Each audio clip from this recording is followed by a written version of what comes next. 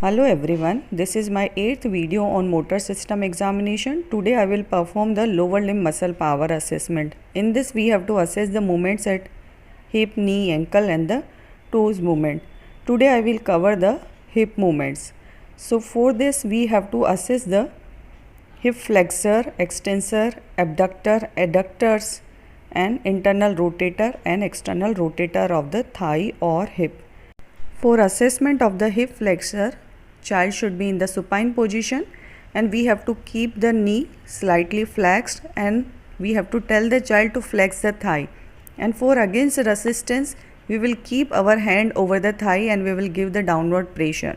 And if the child is able to flex the thigh, that means power is 4/5. And the muscles for the hip flexion are, main muscle is iliopsoas, other accessory muscles are rectus femoris, sartorius and tensor fasciae lata. There are two parts of iliopsoas, psoas and iliacus. Psoas is supplied by the lumbosacral plexus L1 to L4 and iliacus part supplied by the femoral nerve L2 to L4. And iliopsoas mainly maintain the erect posture by balancing the spine and pelvis over the femur.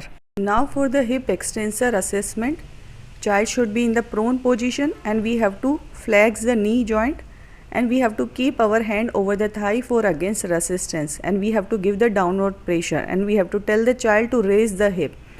Hip extensor muscles are, gluteus maximus is the main muscle supplied by the inferior gluteal nerve L5 to S2, glutei medius and minimus supplied by L4 to S1 superior gluteal nerve and hamstring muscle. And for assessment of hip extensor, we can tell the child to climb steps, jump or rise from the chair. So main action of the gluteus maximus is for rising from the sitting position as the hip extensor will work. Whenever there is a hip extensor weakness, child will have the difficulty in rising from the sitting position. And Duchenne muscular dystrophy, there will be hip extensor weakness. So characteristic Gowers sign will be there. All the details of the DMD I have explained in my one of the video and I am sharing the link for this. Now for the hip abductor assessment, child should be in the supine position, hip and knee joint should be in the extended position and we have to tell the child to spread the ankles far apart. And for against resistance, we will force the ankle together. And the muscles for the hip abductor are gluteus medius, gluteus minimus supplied by the L4 to S1 superior gluteal nerve and also tensor fasciae lata act as a hip abductor. Action of the hip abductors are in walking. So whenever child is having hip abductor weakness, in unilateral hip abductor weakness, the side of the hip abductor weakness, there will be exaggerated pelvic swing and leg drops downward. It is known as Trendelenburg sign. It is seen in the lumbosacral radiculopathy. If the child is having bilateral hip abductor weakness, then waddling gait will be there. There will be exaggerated hip swing during the walk. It is also seen in the myelopathies. Now we have to assess the hip adductors. For this we have to keep the same position as for the hip abductors.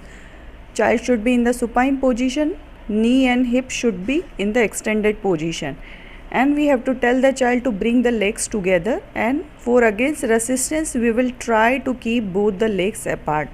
And muscles for the hip adduction are adductor magnus, which is the longest and the strongest muscles for the hip adduction supplied by the L2 to L4 obturator nerve and also by sciatic nerve L4 to L5. Other muscles are adductor brevis, adductor longus and gracilis supplied by the L2 to L4 obturator nerve.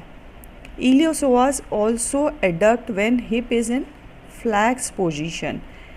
Now for the internal rotation of the hip, child should be in the supine position and leg should be in extended position and we have to tell the child to rotate the foot medially as to touch the big toe to bed. And for against resistance, we have to rotate externally. And muscles for the internal rotation are similar as for the hip abductor muscle. gluteus medius and minimus and tensor fasciae lata.